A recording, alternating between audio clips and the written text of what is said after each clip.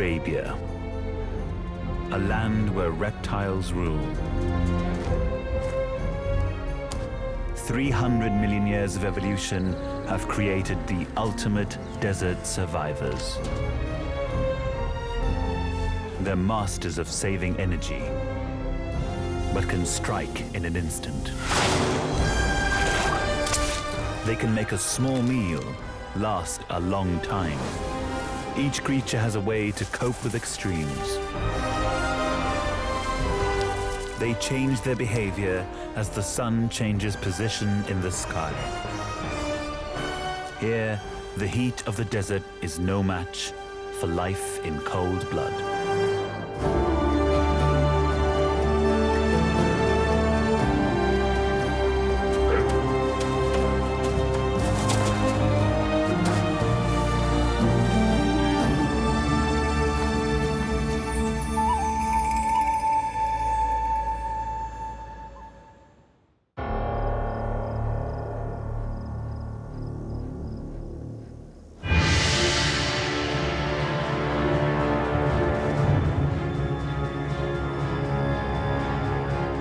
It sometimes feels like mammals rule the world.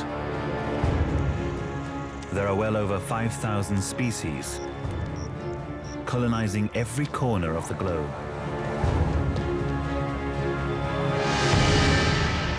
But in Arabia, it's a different story.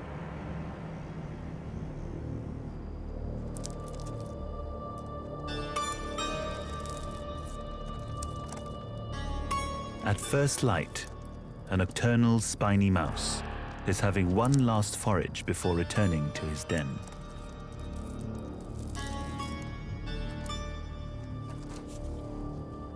But it lives in a land where reptiles rule.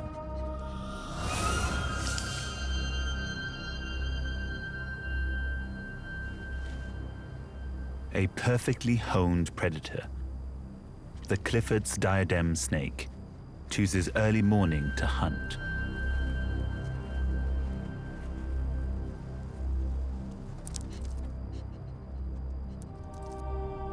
The 2-meter diadem has large eyes and chemical detection to track the mouse down, even in the dim morning light.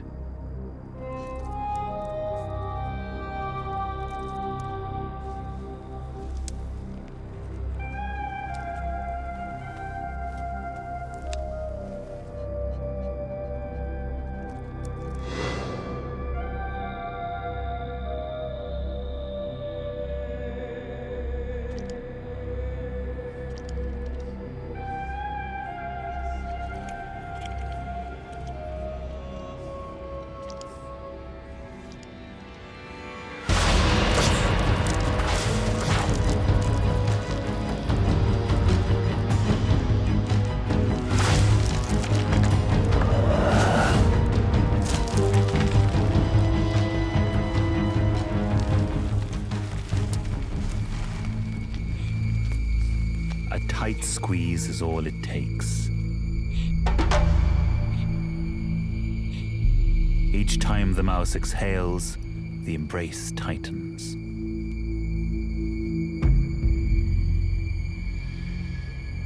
The victim suffocates.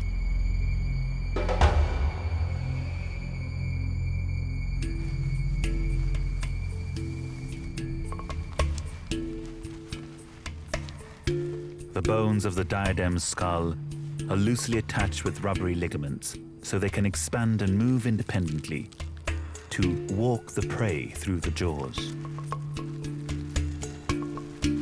Reptiles are ectotherms and save energy by not heating their bodies internally, like a mammal does.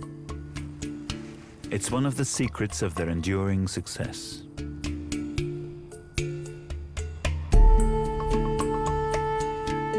Snakes can survive on just 50% of their body weight in food each year.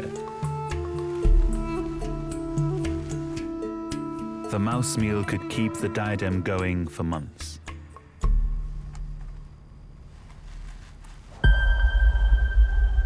In a land where resources are scarce, cold-blooded creatures have the upper hand.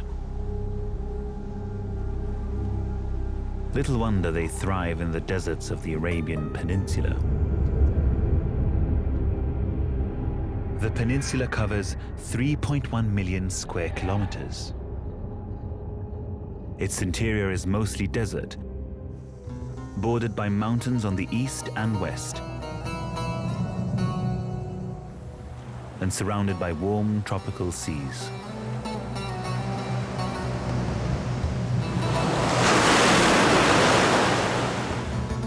Among the mountain ranges, valleys offer cooler conditions where vegetation can grow.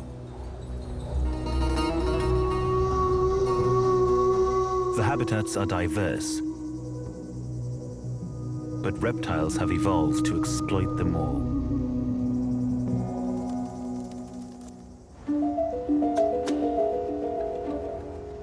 It's 6 a.m. in the hot, dry Arabian interior. The temperature is already 26 degrees Celsius. It looks barren and is almost devoid of water. But the harsh terrain is teeming with life.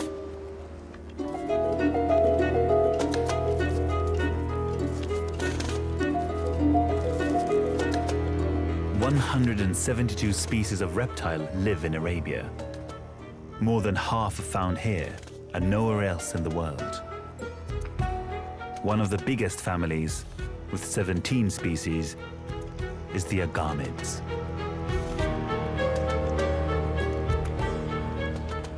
Like all reptiles, they start their day basking in the sun to warm up.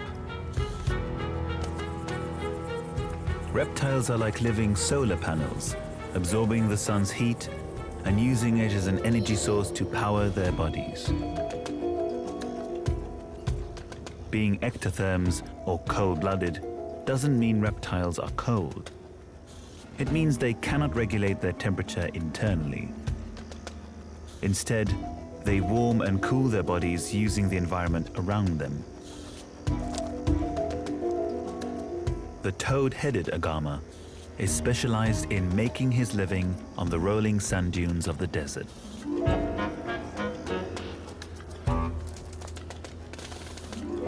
Every morning he basks in the sun. It's vital if he wants enough energy to hunt. But there's no cover on the dunes. He's exposed.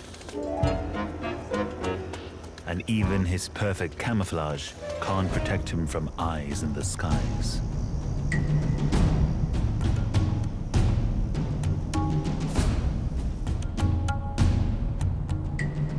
The eagle has impeccable vision. It's capable of spotting a desert hare from 3 kilometers away.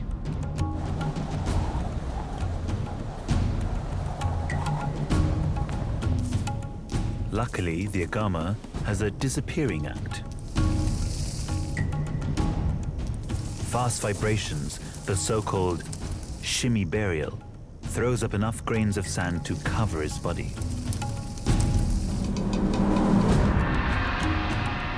For the little lizard, it's dangerous to be out in the open.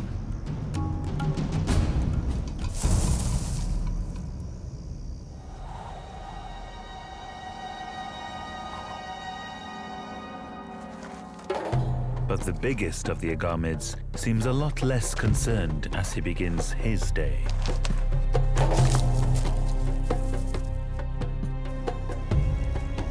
At 70 centimeters long, the dhub is the armored tank of the agamid world. He spent the night in a den underground and now joins the sunbathers.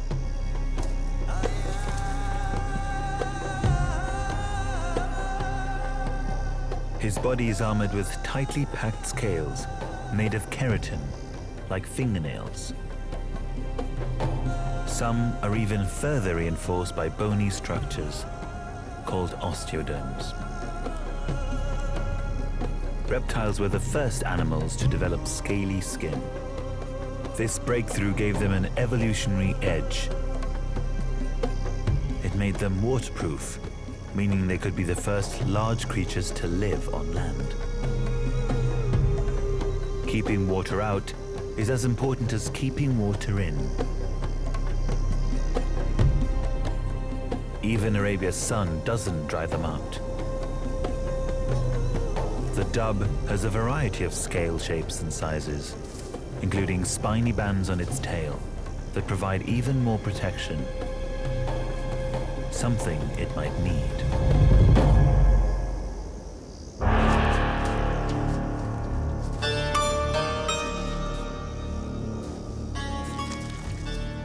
This is a monitor lizard, close cousin of the infamous Komodo dragon, and the undisputed king of the sand dunes.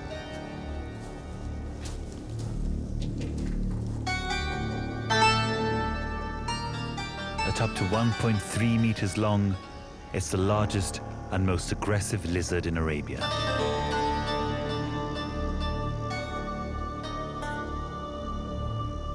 But during early mornings, while the sun's still weak, all reptiles are taking things slow.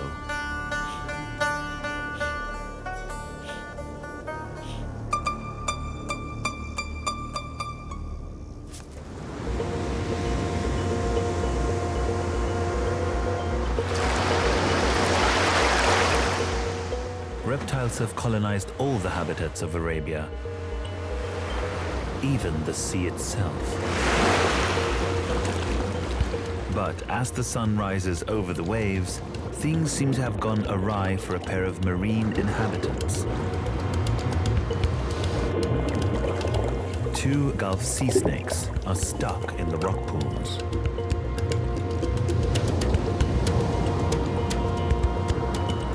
These are among the most venomous animals on Earth, with the power to kill creatures many times their own size. But now they're in trouble. At high tide, they were hunting close to the coast, but the water levels receded. Now they're trapped, stranded in rock pools until the next high tide.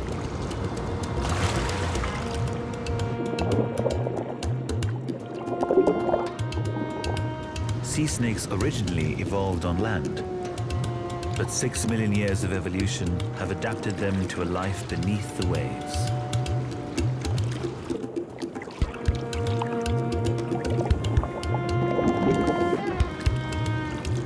Like all reptiles, they must breathe air, but can hold their breath for several hours, thanks to massively elongated lungs that stretch almost the entire length of their bodies. Their flattened bodies turn their tails into paddles to help them swim.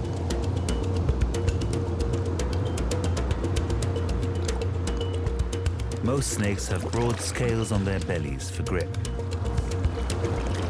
Sea snakes sacrifice these for streamlining and are covered in smaller fish-like scales. They're the reptilian equivalent of whales and dolphins. Terrestrial animals so well adapted to the seas that they can no longer function on land. Without the ability to move quickly across the sand or strike at passing prey, they could starve or find themselves at the mercy of opportunistic predators. They have no choice but to wait for the tide to turn and hope the water gets to them before the gulls do.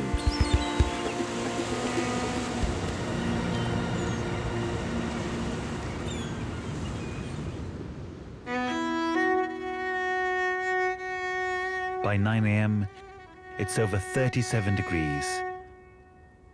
At this temperature, reptiles are in their prime.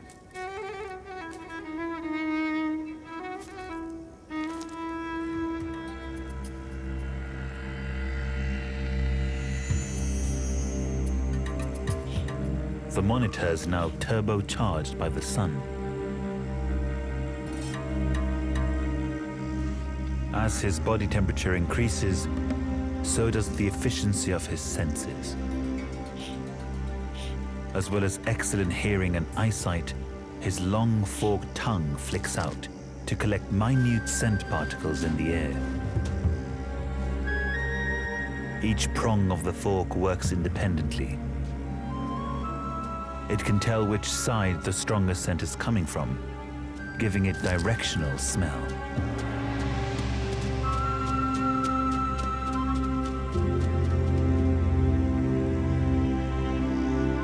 He's on the trail of the dhub.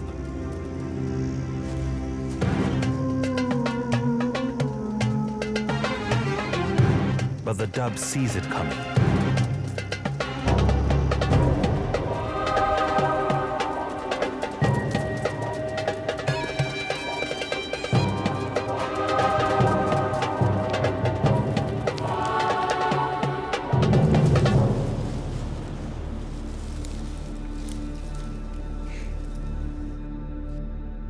He's nicknamed the spiny-tailed lizard for a reason. He can inflate his body to wedge himself into the hole, with his tail sideways to lock him in. A spiny barricade that's too much for most predators to bother with.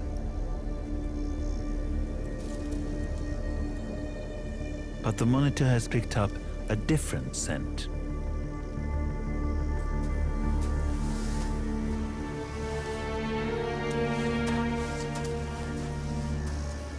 This is a rare find in the desert. An unguarded quail nest. But just when he's ready for breakfast, something else catches his eye.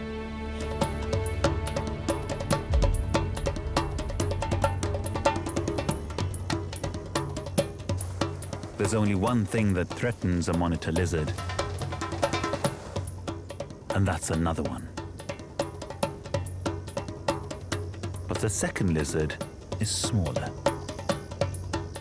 It flattens itself against the dune, hoping to go unnoticed. Monitor lizards are all about personal space and won't hesitate to fight over resources. The eggs can wait.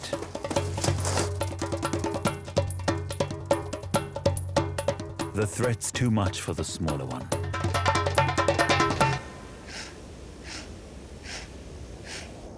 Honor defended, the bigger lizard can go back to breakfast.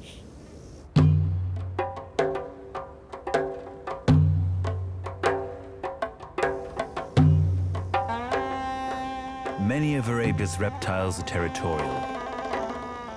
Some literally turn blue at the sight of an intruder. There are no prizes for guessing how the blue-headed agama got its name. The males position themselves on prominent lookouts where they can watch over their territories. They're looking for females. When they spot one, they turn on the charm by doing push-ups until they're blue in the face. The color tones down at other times, but when they breed, they crank it up. Each male tries to intimidate its rivals by looking the fittest and most colorful. Changing skin color is a trick that some agamids share with a peculiar cousin found in the dense vegetation of the southern coast.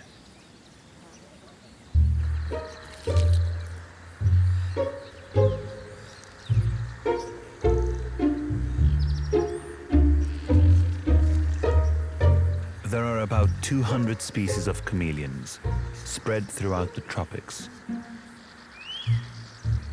But the Arabian chameleon is an endemic found here and nowhere else. One thing all chameleons have in common is their famous ability to change color.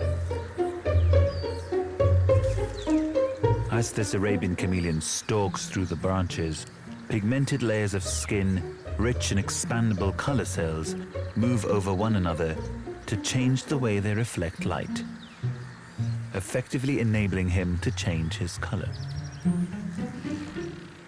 His varied wardrobe can be used for many purposes.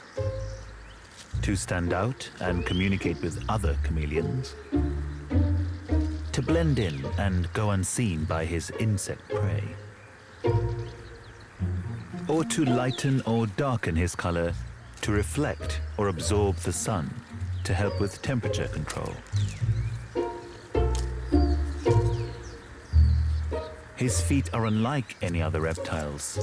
He has the typical 5 toes, but they're fused into 2 bunches, making them look a bit like mittens. They're perfect for maintaining a grip on the branches. His arboreal life is further stabilized with a long prehensile tail. A lot of the comical chameleon's character comes from its extraordinary eyes. The tiny pinpricks between its eyelids can be rotated independently, enabling it to scan through 360 degrees. Its brain can interpret the information from each. It's like watching 2 different movies at the same time.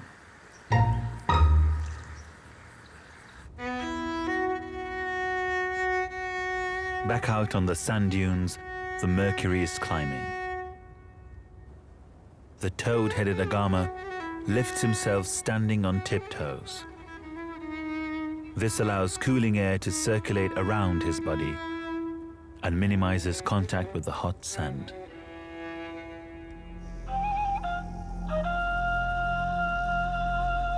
The dhub spent the cooler hours of the morning using his chisel-shaped teeth to clip tough desert vegetation. But time's running out for his veggie brunch.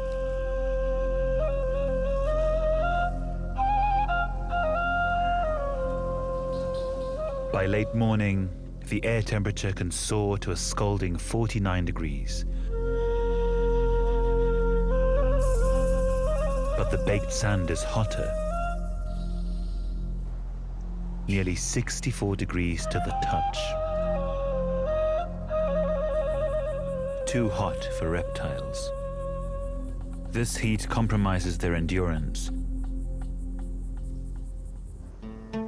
Even the desert-dwelling dhub retreats to the shade of his burrow for an afternoon siesta. Underground, the humidity can stay as high as 80%, making it a comfortable retreat, even on the hottest of days. Several dhubs share the system of tunnels, which can be over 10 meters long. They also tolerate squatters like beetles, geckos, and even birds.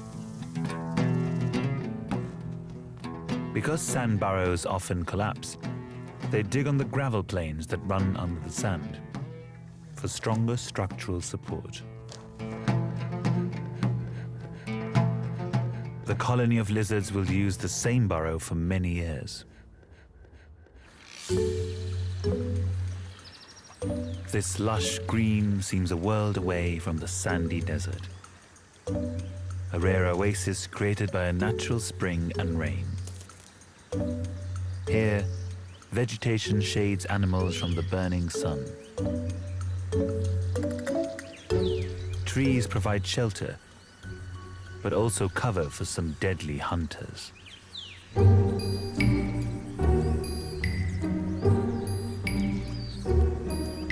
Orb-weaver spiders get their name from the circular or spiral shape of their webs. Every morning they build their webs, but they're for one-time use only. The spider will eat the threads at the end of the day, then start again tomorrow. It's a 1 meter long, strong, almost invisible trap. The sticky threads will snare any insects that pass too close.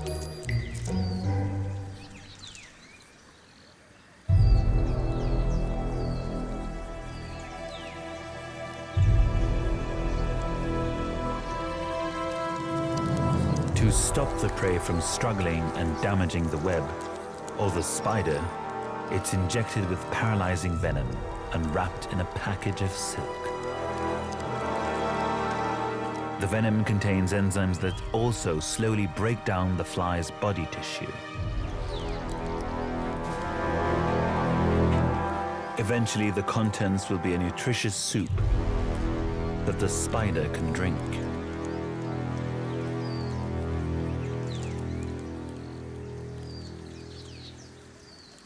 Despite its 10-centimeter leg span, the hunter can become the hunted.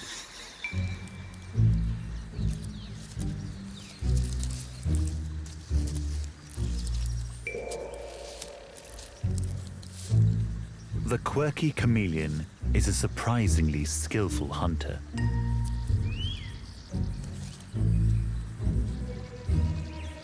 As it stalks, it rocks gently, mimicking branches blowing in the breeze, making itself invisible to its prey.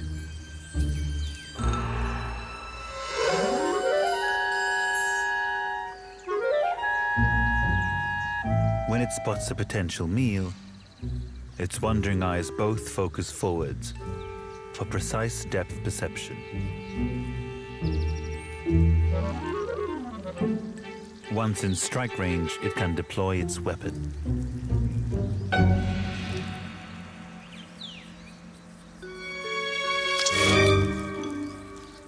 The tongue is twice as long as its body and tipped with a ball of muscle that can turn itself into a big suction cup.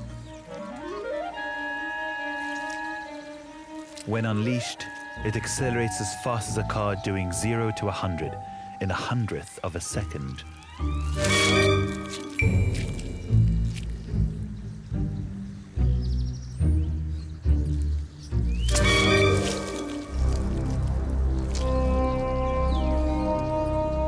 Unlike the reptiles in the desert, the Arabian chameleon can stay active throughout the day. The vegetation here acts as a moisture trap between the mountains and the sea, creating a microclimate that stays at a fairly constant 32 degrees year-round. On the other side of the mountains, it's dry and very hot.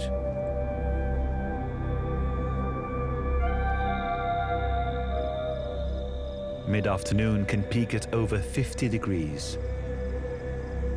Animals must retreat, leaving the desert seemingly empty. The boulders provide some shady cover for a varied community of different geckos. There are 28 species in Arabia, making them the most numerous reptile family. Most geckos have tiny hair-like structures on their toes that act like Velcro, helping them climb steep surfaces. The sticky pads are especially pronounced in the fan-footed gecko.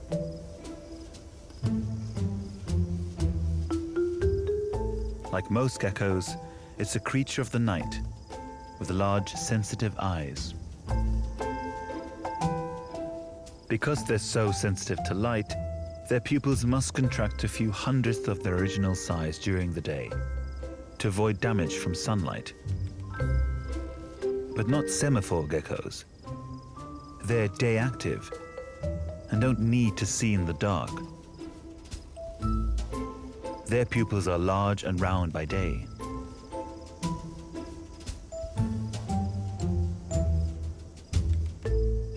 They're called semaphore geckos because unlike other species that communicate with sound, they communicate by waving their tails like flags.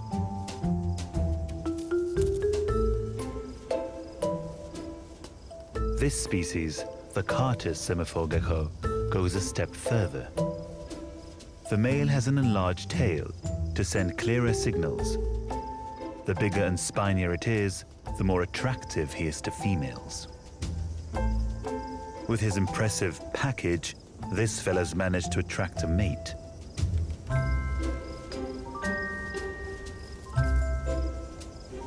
She's had a growth spurt and has just finished shedding her skin. Rigid scales can't expand, so as a reptile grows, it must shed its skin and grow a new one, with a little room to spare.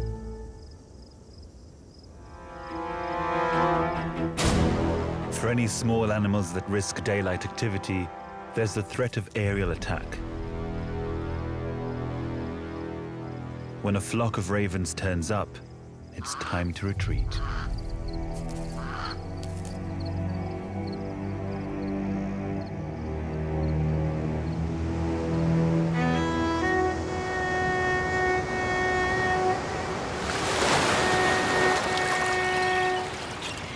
The day is almost over on the coast.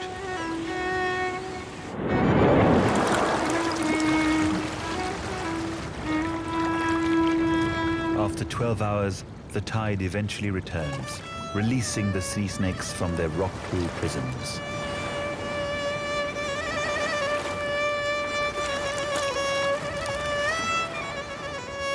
They can finally return to the sea.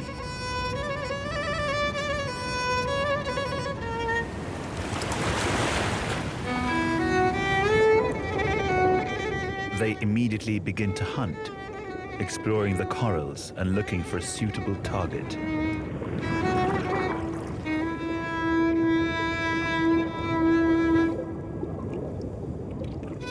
Like its cousins on land, the sea snake has a forked tongue, but only needs to extend the tips to taste traces of prey in the water.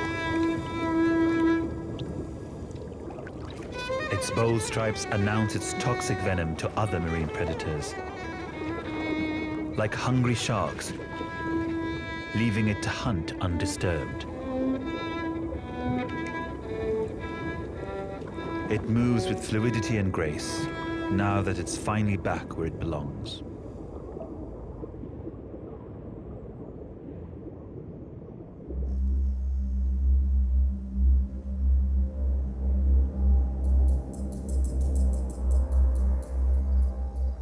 As the day moves on, the temperature slowly drops.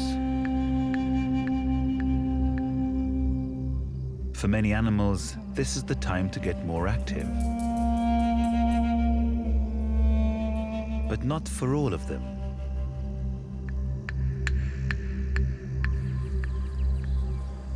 Because fission's so important to the chameleons hunting, it's active by day and sleeps by night. So as the sun sinks, it makes its way deeper into the vegetation, looking for a safe spot to sleep, usually hidden under a leaf. The dense foliage will also help incubate it during the cooler night.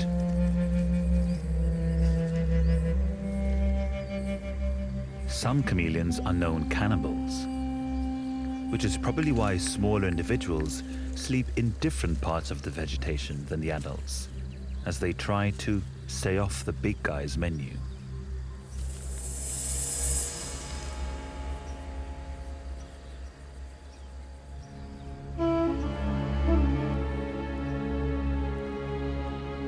Once the sun sets, the temperature on the sandy desert drops quickly.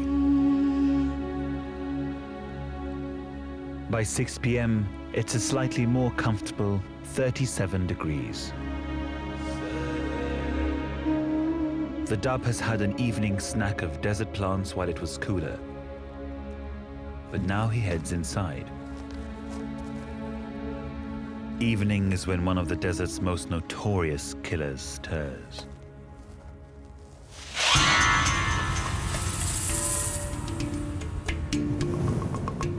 A horned viper, armed with potent venom, is ready to hunt. It seeks out a good hideaway, where it can lie in wait to ambush passing prey.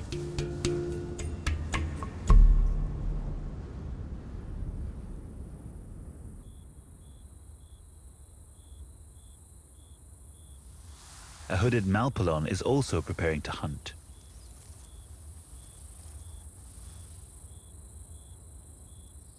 Before it begins its night of prowling, it performs a peculiar ritual, a trait shared with very few other species. Known as self-rubbing, it spreads a fatty secretion from its nasal glands along its body. The purpose of this lipid-rich liquid is to seal in moisture so that it's not lost to the warm air. It's a more active predator than the viper and seeks out its victims rather than lying in wait.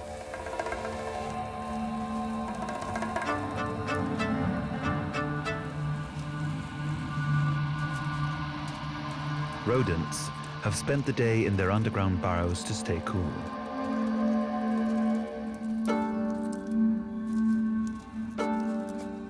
But now it's their time to forage for seeds, grasses, or even insects.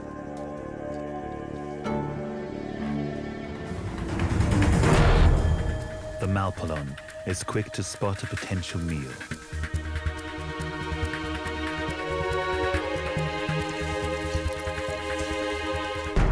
Even well-armed predators can be cautious.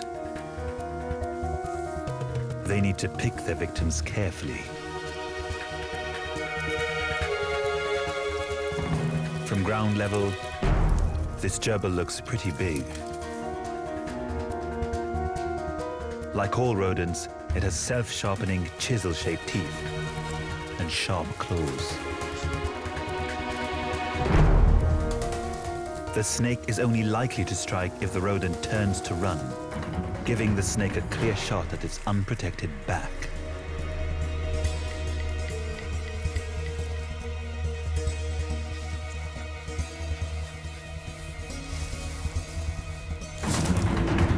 But the gerbil wisely turns to face its attacker.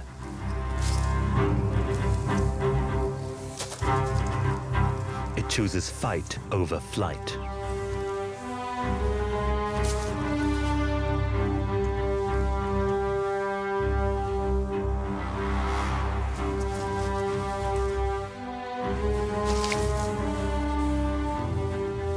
The snake decides not to risk injury, going in search of easier prey. The mammal wins this one. But thanks to the reptile's cold-blooded efficiency, the malpolon can afford to miss a meal.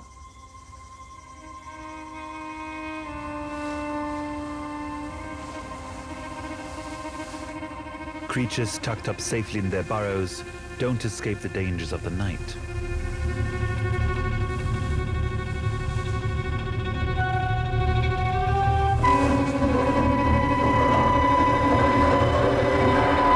The Arabian sand boa is like a reptilian mole, perfectly shaped for a life of hunting beneath the sand. Its smooth scales lie flat, and its wedge-shaped head allows it to plow through the dunes. It will lie buried, with only its eyes at the surface, to watch for passing prey, like insects and small lizards.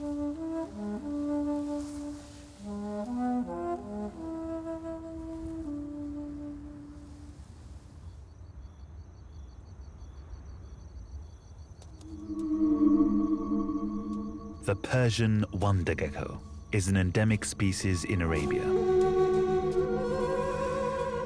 Like most other geckos, it's nocturnal. With its huge eyes, it can hunt insects by moonlight.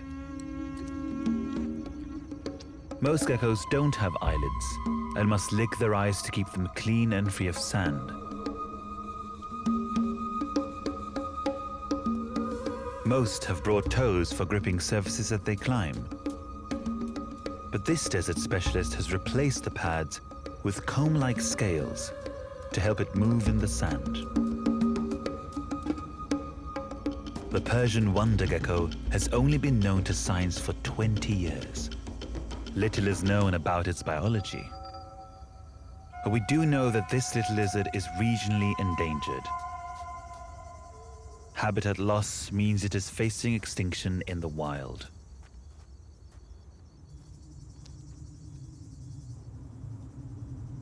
The temperature reaches its coolest point in the early hours of the morning, where just the faintest moonlight creates an eerie glow. Both air and surface temperatures have stabilized at a comfortable 25 degrees. Perfect for a sand gecko to hunt.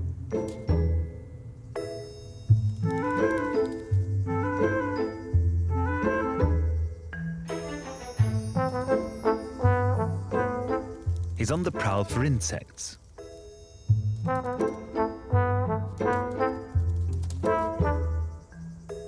The gecko uses its huge eyes, pupils fully dilated, to trap any moonlight. He's not the only hunter on the prowl. The horned viper is also looking for a meal. He hunts by touch. He lacks external ears and can't hear, but the inner ear can detect even the faintest vibrations of prey moving nearby. It knows something is there, but it can't seem to pinpoint it. The gecko has the advantage. It can open its pupils to more than 300 times their smaller size to capture even the weakest light. With its perfect night vision, the gecko can stay one step ahead.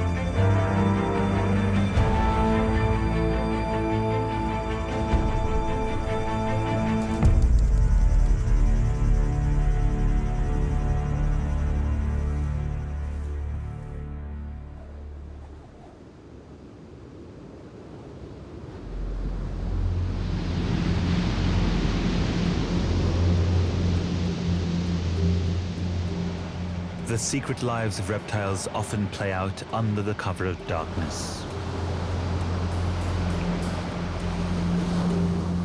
In the early hours of the morning, Arabia's biggest reptile is on a mission. A loggerhead turtle, the largest of 4 endangered species of sea turtles that breed on Arabia's coast.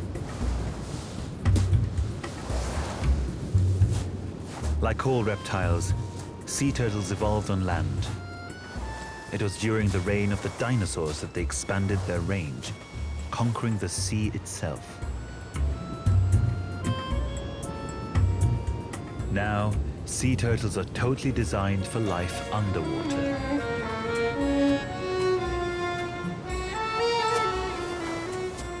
But like all reptiles, their eggs must be laid on land.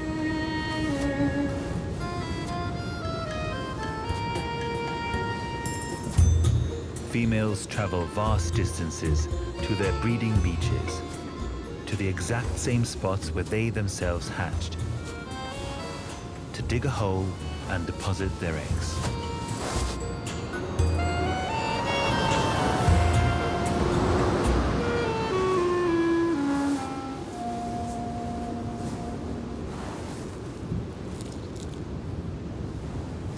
This female's running late. Turtles usually lay during the cooler night and try to be back in the water before sunrise. But she can't go until she completes her task.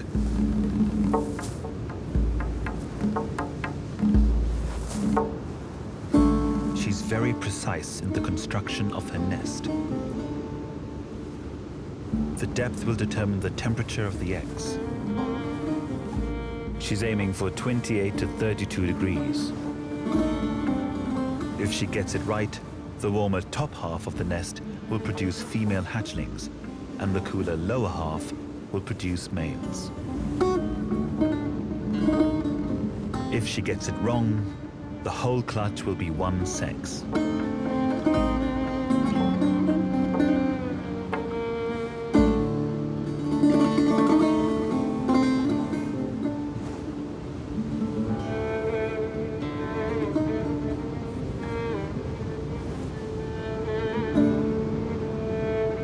With the nest complete, she deposits around 120 eggs. A rubbery tube, called a novipositor, extends from her tail to ensure she puts all her eggs in one basket.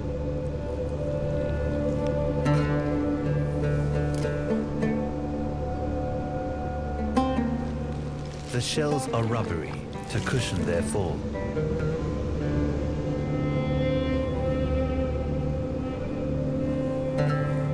Like most reptiles, she won't play any role in caring for her young.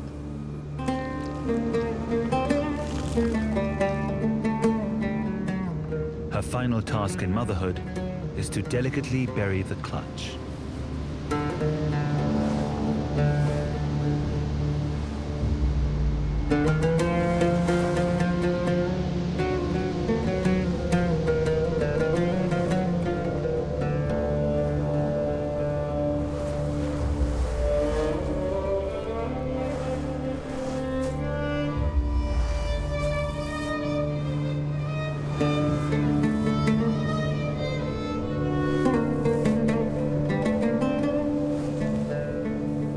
The eggs will hatch in 40 days or so, but her job is done. Now she can return to the sea.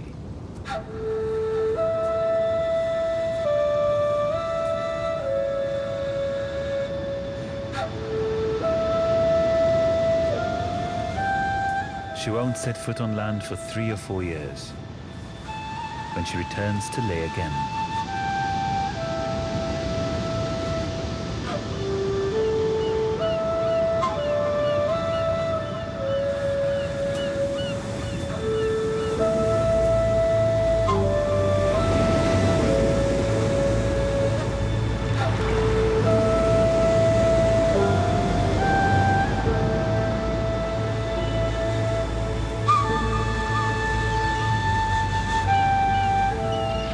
As the sun rises, the next shift from the reptile kingdom emerges.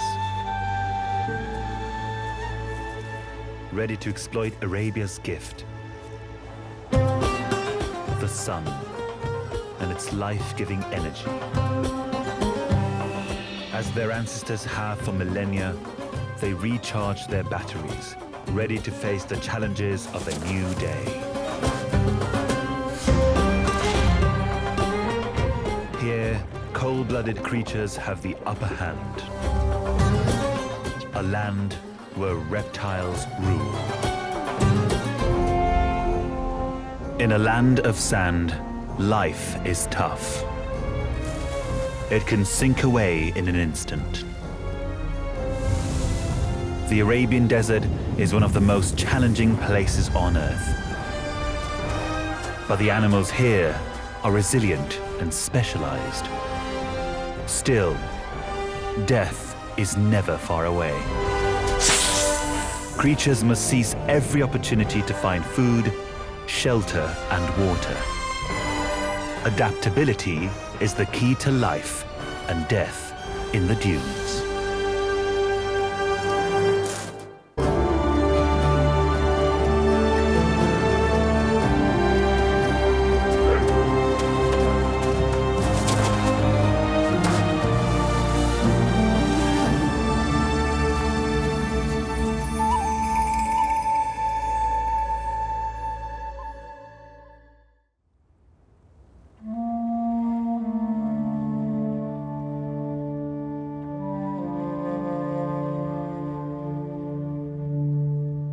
One of Arabia's most iconic animals.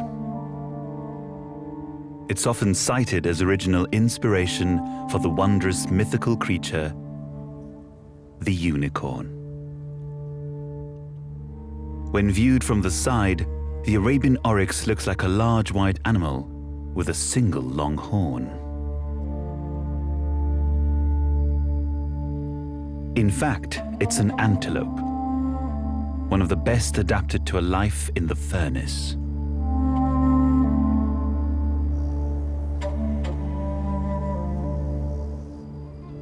The dominant oryx bull starts his day looking over his herd.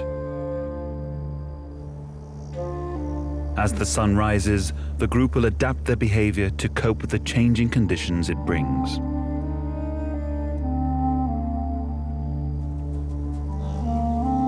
Oryx typically forms small groups of less than a dozen.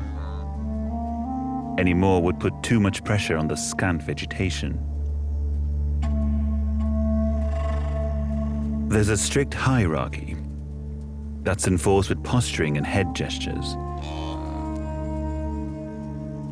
The dominant animals of both sexes use their 60-centimeter horns to make their point.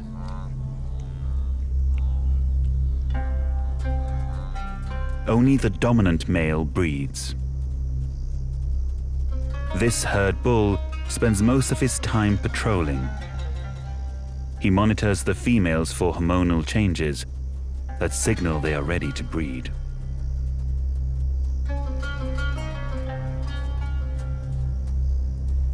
He does so by tasting her urine.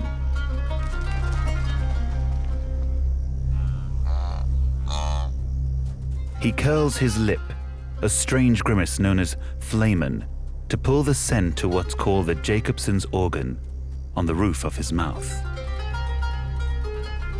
With this, he can sense her hormone levels and determine when she'll be ready to mate. She doesn't seem to be ready just yet.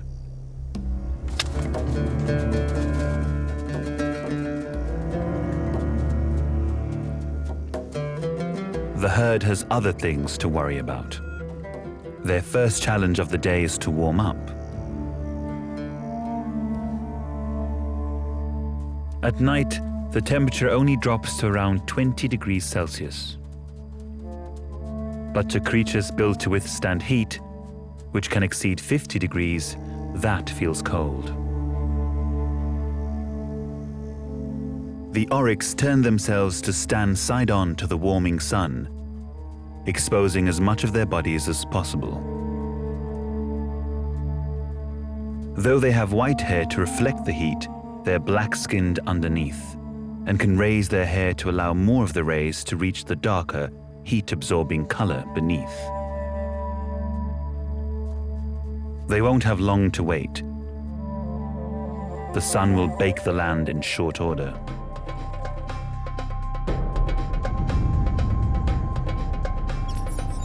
The Arabian Peninsula is the largest peninsula on Earth, over 3 million square kilometers.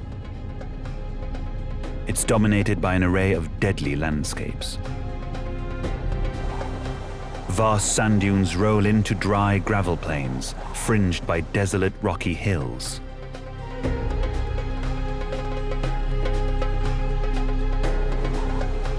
This is the Arabian Desert.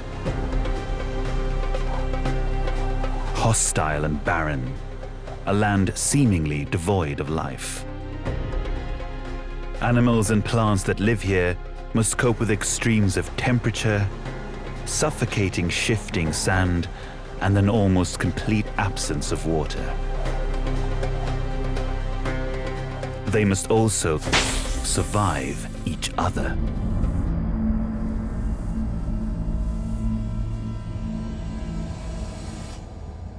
Arabia was once part of Africa and covered in lush green plains. 35 million years ago, there was no Red Sea, so animals could freely move back and forth. 10,000 years ago, at the end of the Ice Age, sea levels rose and flooded what is now the Red Sea. Animals were stranded on the Arabian Peninsula, and as the climate changed, the plains dried out. The options were simple: adapt or die. The survivors are now masters of the desert. But even for these hardiest of creatures, life is a constant struggle.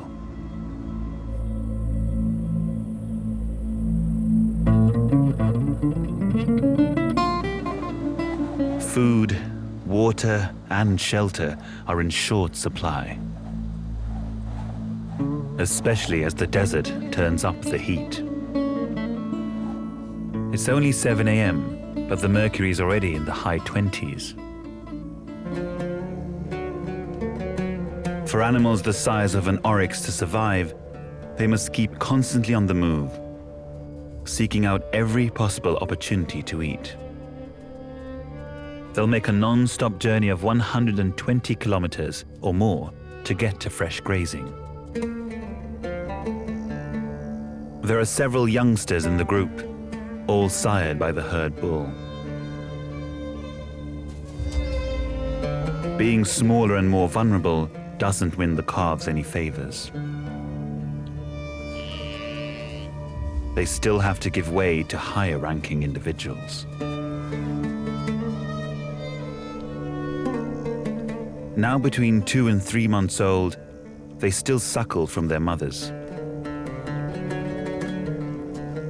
The young are browner in color than the adults, a useful trait giving them some degree of camouflage against the sand. Other calves in the group are 5 months old. Their brown coats are already fading. They weaned nearly a month ago and scrape a living from whatever desert vegetation they can find.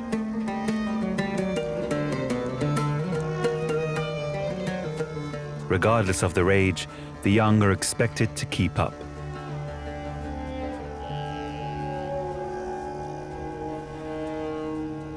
The herd's home range can be 2,500 square kilometers. They never stay in one area for more than a few months to avoid overgrazing. But moving can bring new challenges.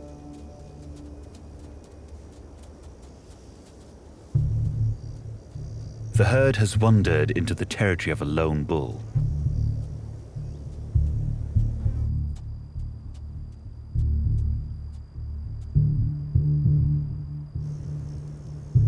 Until they can secure a herd, bulls lead a solitary existence, guarding their turf and waiting for available females to pass through.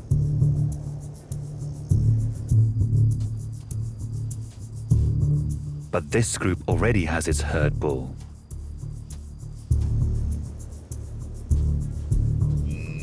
For many animals, this would be a certain fight, and their horns are potentially lethal. But for these desert dwellers, there's a far greater threat: the heat. A fight would waste valuable energy, but the lone bull wants the herd. It may be worth a challenge. Posturing, they size each other up.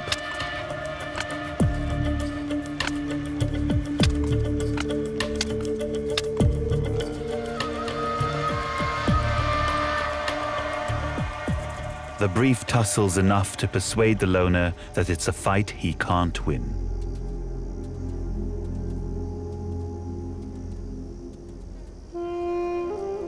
He lets the herd pass through his territory unhindered.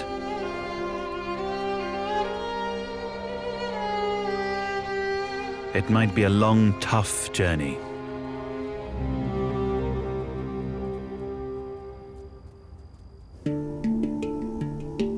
One of the biggest challenges here is the terrain: sand. This shifting, gritty, irritating topography has shaped one of the desert's most extreme specialists: the sandfish.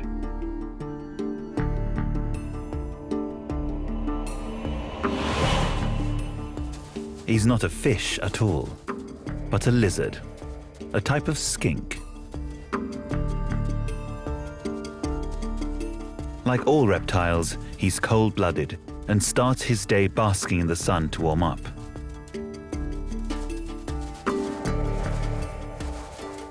Scientists long thought his stout limbs were tucked against his sides to help him sink under the sand. Recent studies have revealed that they rotate back and forth using the front crawl stroke. He can literally swim through the sand. What's sleek and streamlined beneath the sand looks a lot clumsier on the surface. His short legs give him a distinctive waddle.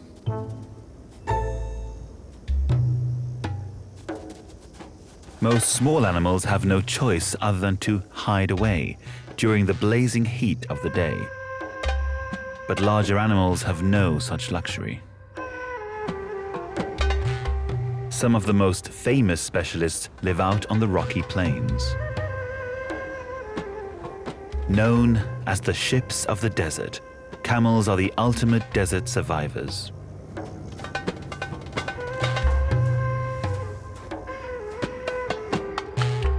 Dromedaries, or one-humped camels, aren't truly wild. They're a domesticated species that now roams free. Fossil evidence suggests that they were domesticated here 4,000 years ago. By 2,000 years ago, their wild ancestors were extinct. Nonetheless, they still have their predecessors' remarkable adaptations that enable them to survive this fierce desert.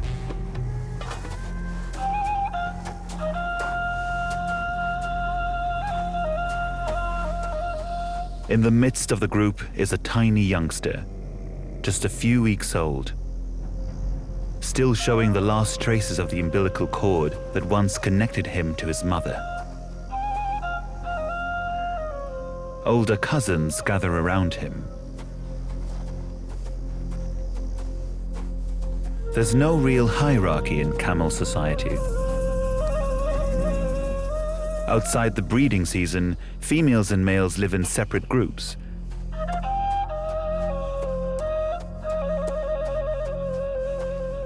Females with similar aged calves stay close together so their offspring can socialize.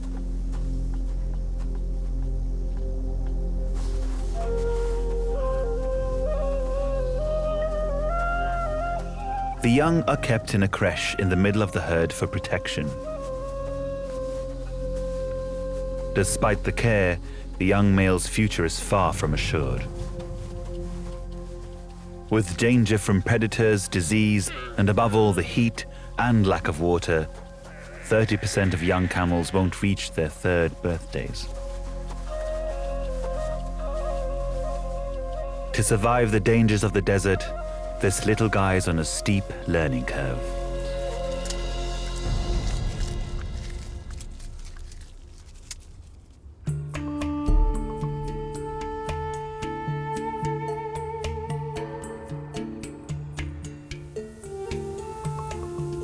By 8 a.m., it's reached a scalding 35 degrees. The temperature will continue to climb. There's another herd on the dunes that has its own adaptations to survive. These are sand gazelles. They get all their water from their food.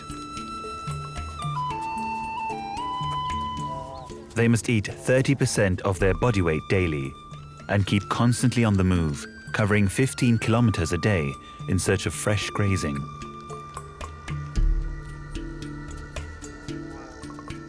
Even their extreme physiology doesn't guarantee their success. In bad drought years, half the gazelles may perish.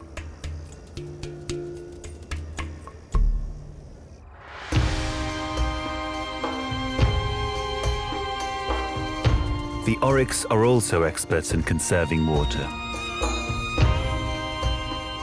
Their breakfast consists of little more than dry grasses, but there'll be enough moisture in the plants to keep them alive. Their extremely efficient kidneys make sure no water is wasted. They produce ultra-concentrated urine and dry droppings. As humans get hot, we sweat to maintain a constant internal temperature. No matter how hot it gets, oryx won't sweat. They cannot afford to lose the water. Instead, they will allow their internal body temperature to rise to around 39 degrees, while still keeping their brain cool. The excess body heat will dissipate during the cooler night.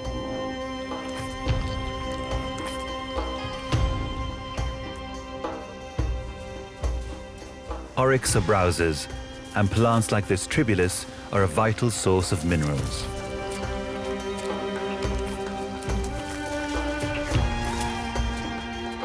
Vegetation is sparse, especially here, where there's little but loose sand.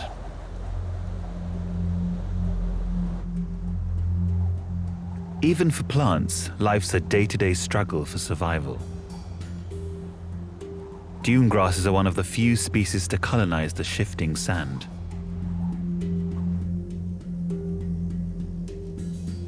Their long roots search a large area for water and ensure they catch as much moisture as possible on the rare occasions that it rains.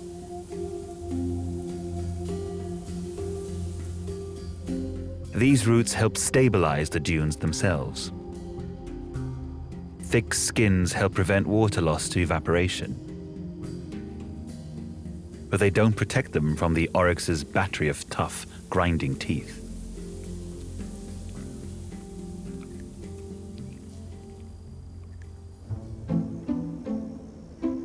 Another challenge for life out in the desert is the lack of cover for hiding. But there are some stealthy specialists. Lying motionless, with her sandy, mottled coat, the sand cat's easy to miss. She looks like a house cat, but is much more reclusive and nocturnal. Seeing one out in the open, especially by day, is extremely rare. She typically spends her days in a cool, underground den, but this morning she's enjoying the fresh air before it gets too hot. The sandcat is the only feline species adapted solely for a life on sand. Her soft, dense fur protects her from the sun's rays and insulates her during the cold night. Her claws are more retracted and blunter than other cats, because she often digs her prey from the sand. The pads on her feet are hairy, to act like snowshoes, keeping her from sinking into the sand.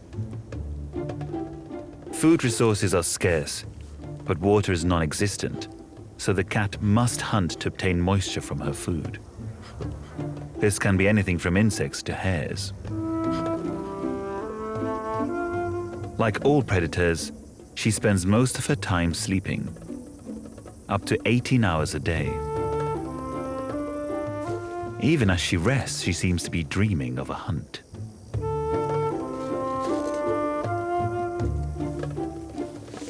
It doesn't take much to wake her.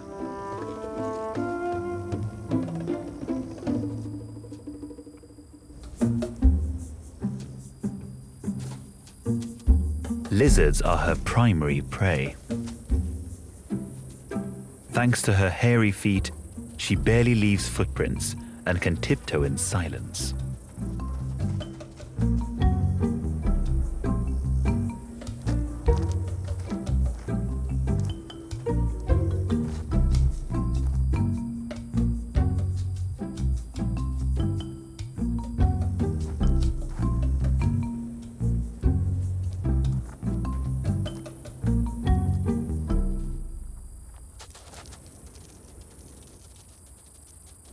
Warmed by the hot sun, the lizard's turbocharged. She prefers to hunt at night and will return to her den to sleep through the hot day.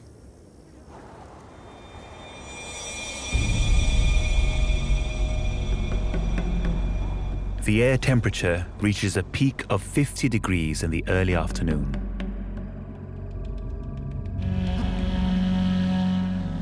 But the sand, having absorbed the morning sun, is much hotter, 65 degrees, hot enough to boil an egg. Even camels struggle. They rarely find enough shade, so sit side by side facing the sun.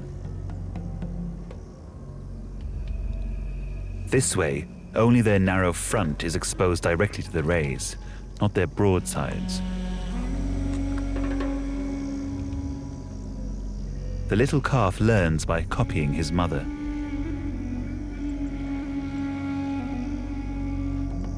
To protect their bodies from the scalding heat of the sand, They have thick calluses on their chests, knees, and wrists. They stop the rest of the body from contacting the sand. Camels have thick, curly fur that reflects the heat. The surface of the fur can be hot to the touch, but the covering's so efficient that the skin remains much cooler. Only if their bodies reach 42 degrees, a potentially fatal temperature, will the camel sweat to try and cool down.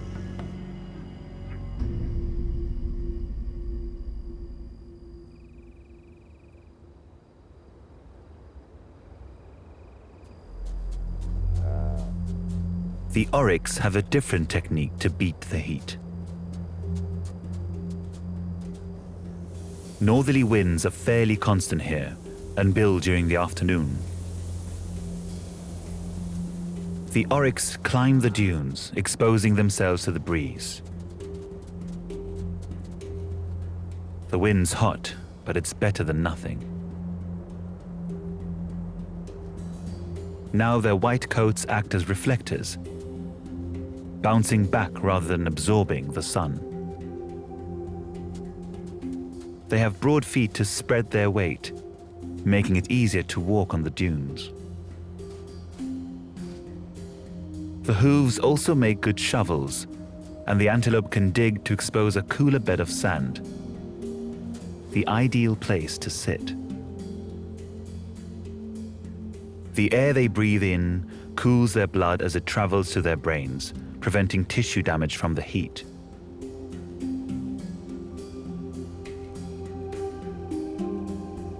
Once the afternoon temperature has reached its peak, even the oryx must seek shelter. Little gullies in the dunes hold just enough moisture and offer slightly better ground for plant life. An oasis that creates small pockets of shade. The herd male picks the best seat in the house. Everyone else must fit in around him.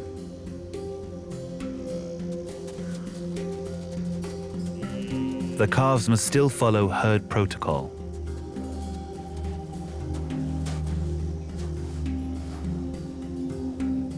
Settled in, they'll sit out the afternoon sun.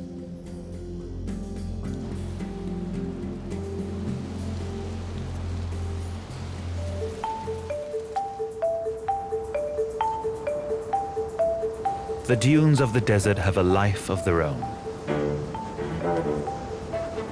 They're always on the move, slowly drifting southeast. Winds are constantly blowing from the northwest, picking up the grains and depositing them again.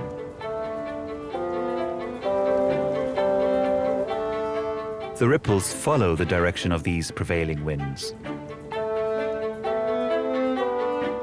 At their biggest, the dunes can be 100 kilometers long and 3 kilometers wide. The dunes are supported by gravel beds, pebbles that are too big for the wind to shift. The stones were washed out from the surrounding mountains during the Ice Age, when the climate was a lot wetter. The rivers that deposited them have long since dried up. Now sand flows in their place.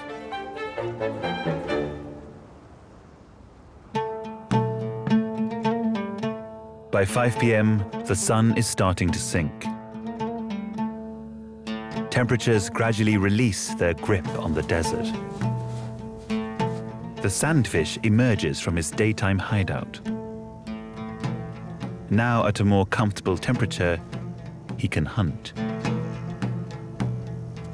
Normally, he uses his sensitive hearing to locate beetle larvae burrowing in the sand. But ants are on tonight's menu. He'll need to be careful. He's not the only reptile around. And some of his neighbors can be deadly.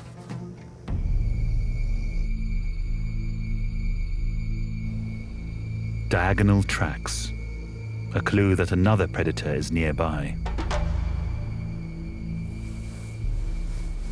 A horned viper moves over the dunes with his body raised, so that only 2 points are ever in contact with the hot sand. The raised dunes give him a chance to absorb the last few rays of sun, to ready himself for the kill.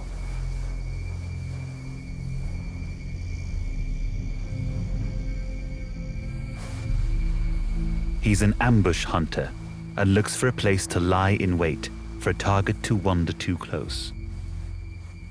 Lizards, birds, and small mammals are his preferred prey. Now in a prime position, he waits for the cover of darkness.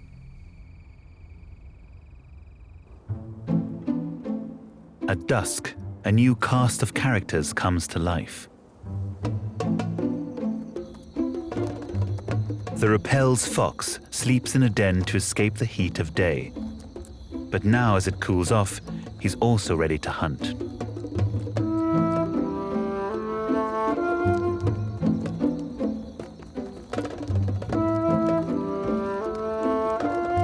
Most members of the dog family pant to cool down, but this tiny fox has other options. His huge ears help with heat loss.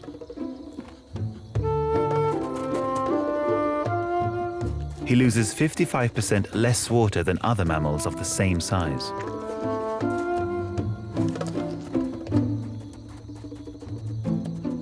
Like so many here, he gets all his moisture from his food, which can be anything from small mammals to plants.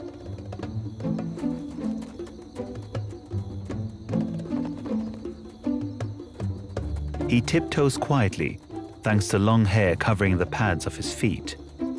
Though it helps him make a quiet approach, their most important role is protecting his pads from the burning sand.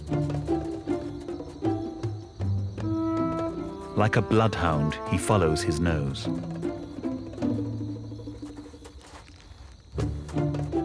An acute sense of smell brings great rewards. A dead bird is a lucky find.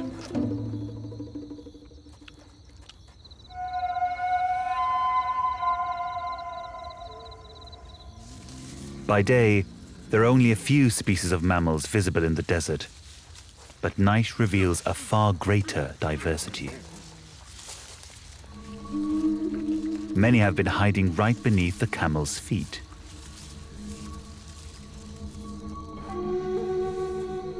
There are 80 species of mammal in Saudi Arabia. Most are rodents. For tiny mammals like this gerbil, the open is a dangerous place. Survival depends on the safety of a burrow. He forages for seeds and grasses, and even the occasional insect. Coming out at night means the gerbil can avoid the sun. But deadly predators roam in the dark.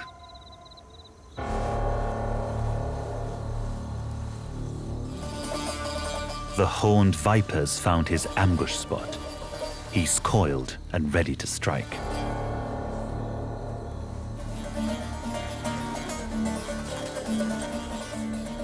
He can detect the vibrations of the approaching prey, feeling its movements as he lines up his attack.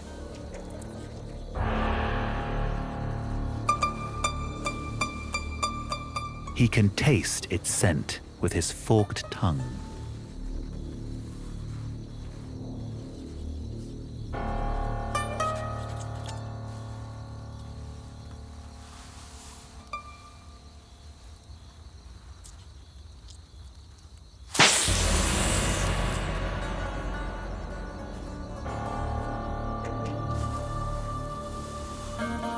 After injecting his lethal venom, the viper retreats.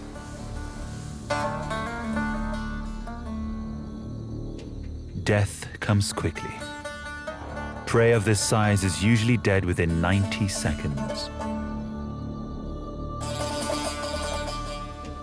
The snake will stay out of the way of its sharp claws and teeth. until its victim is helpless.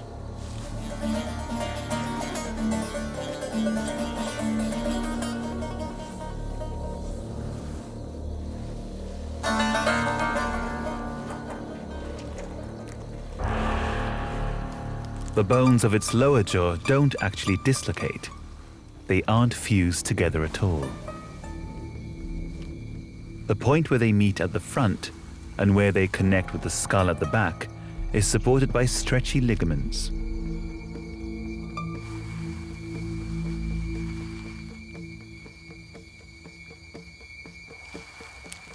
The viper eats the gerbil head first, so that its limbs fold neatly against its body and don't catch in the snake's throat.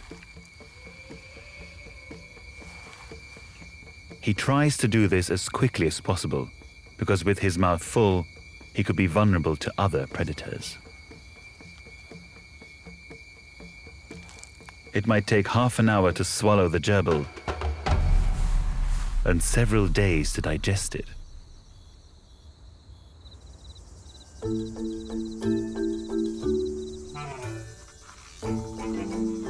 At night, insects are also more active.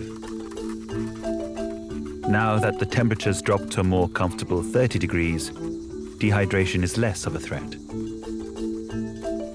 Like the gerbil, their chance of running into a predator increases.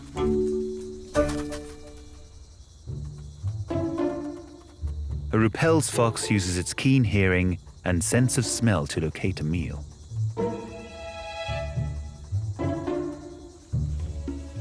The fox patrols a large territory, around 70 square kilometers, so there can be a lot of walking to find food.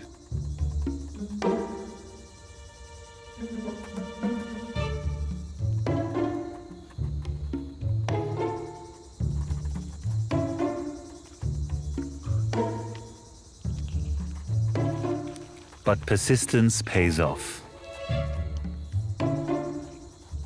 A large locust is a protein-packed meal.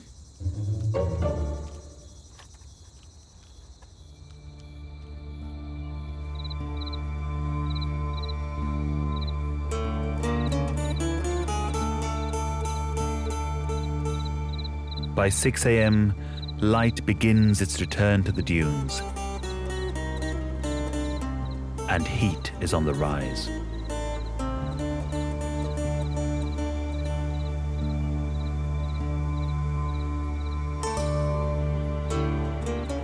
As usual, there's a changeover in the animal community.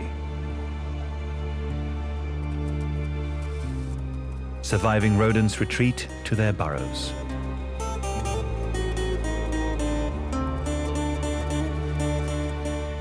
The day shift begins once more.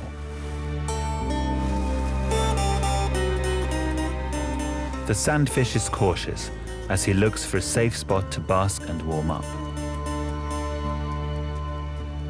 But this morning, he doesn't need to worry.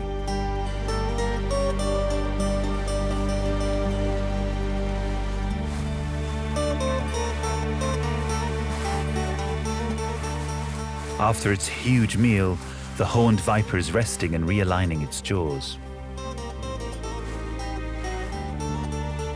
He needs to sit in a safe spot and digest his prey.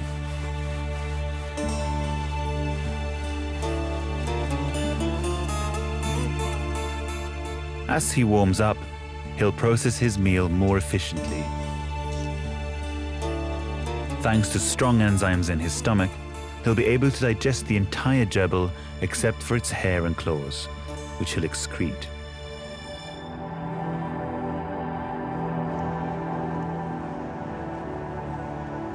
As the sun climbs towards the middle of the day, the weather conditions slowly change. Warm winds are constantly shifting the desert sands, molding and moving the dunes. During the summer afternoons, areas of high pressure intensify the breeze. The ingredients for the perfect storm. The bank of cloud is a sign of trouble. The high pressure stirs the winds, getting more of the fine particles airborne. a common but deadly threat arises: a sandstorm.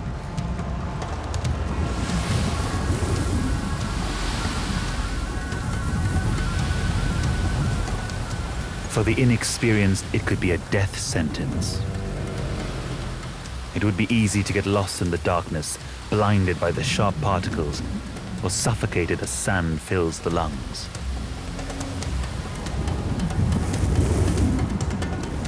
But desert specialists have their coping mechanisms.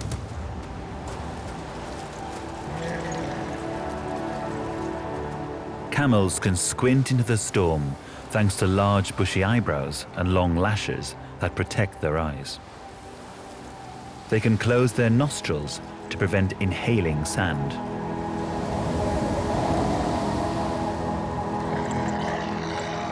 Luckily, most sandstorms blow over quickly.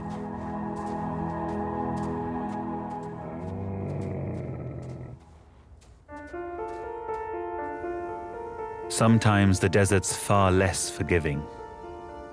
Beneath one of the nearby trees is a reminder of just how fragile life can be.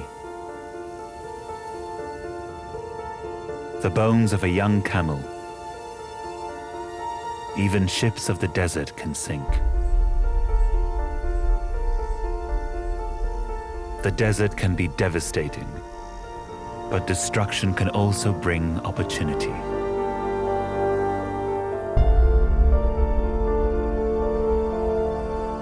The storms brought down an acacia. The crumbly, sandy soil wasn't enough to anchor the tree. Even for plants, death is ever present.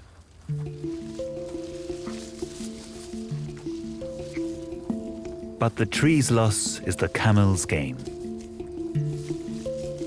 Camels specialize in eating the least edible of plants. Their thick, rubbery lips act like fingers to pick up tiny leaves and bark from around large thorns. Like all ruminants, or animals that chew the cud, they don't have teeth in the front of their upper jaw. Instead, the lower incisors nip against a tough palate. It's like a pair of pruning shears with a blade cutting against a flat surface. The incisors strip bark from the fallen branches. Even the toughest woody material can be ground down by a battery of powerful molars in the back of the jaws.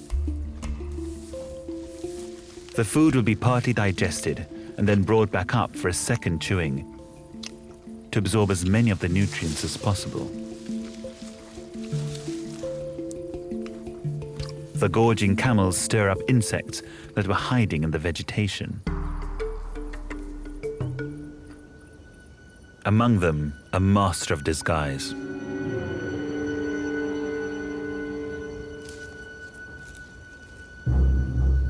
A female striped or devil's flower mantis. 6 centimeters of killer instinct.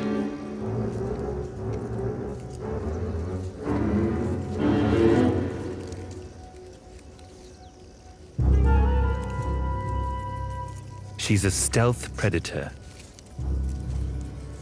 She creeps forward, rocking her body back and forth as though blown by a breeze, adding realism to her leafy disguise. The name praying mantis comes from the folded arms, which seem to be held up in prayer. But this isn't an act of repose. Her weapons are concealed. Her claws can be swung forwards with incredible speed, pinning her insect prey against the spine-lined arms. But despite her weaponry, she's not immune to attack.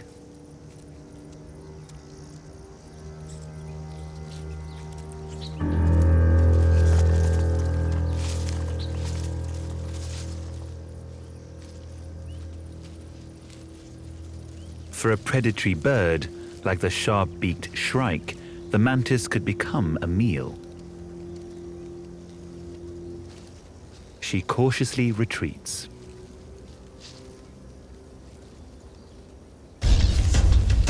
But these avian hunters are also hunted.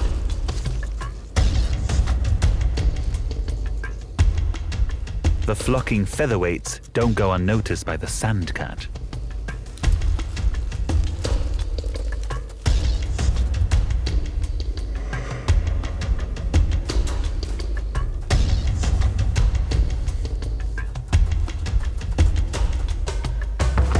With so many pairs of eyes watching, it's hard to sneak up.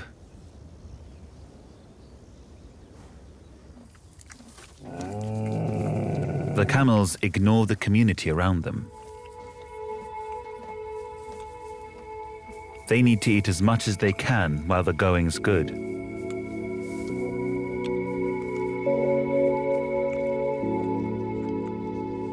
The hump of a camel stores fat. When food's abundant, its body produces the fat and strong fibrous connective tissue to hold it in place. Most animals store fat on their bodies, but fat's an insulator and would cause a desert animal to overheat. By storing it in the hump, it doesn't interfere with the camel's ability to stay cool.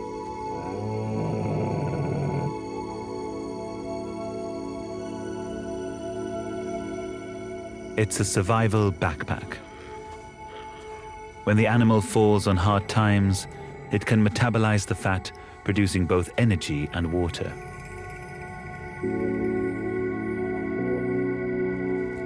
The young camel barely has a hump at all.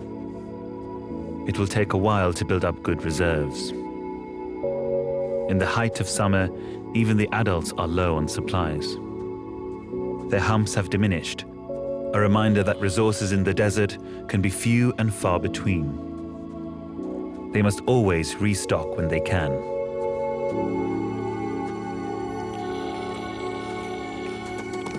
While the adults feed, the young play. They are necking and nipping.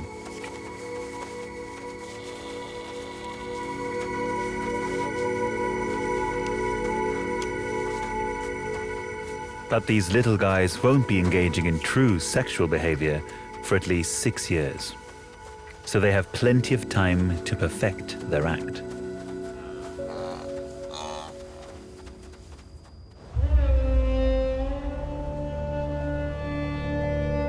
The oryx have been trekking all day, as the temperature's risen around them. By late afternoon, their endurance pays off.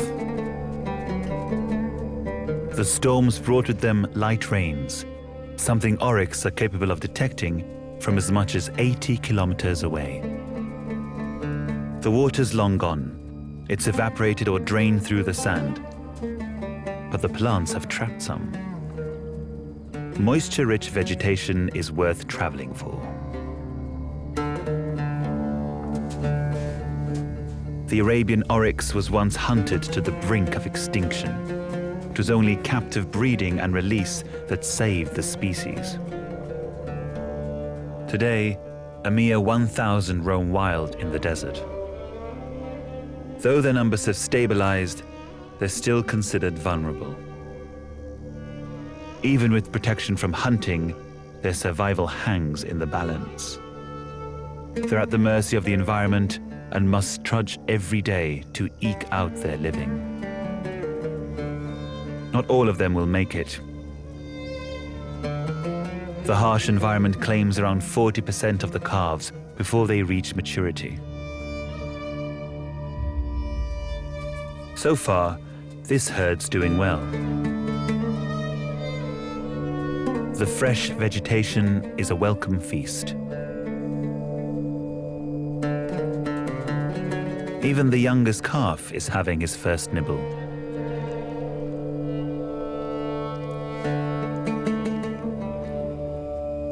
In a few weeks, he'll be on his own.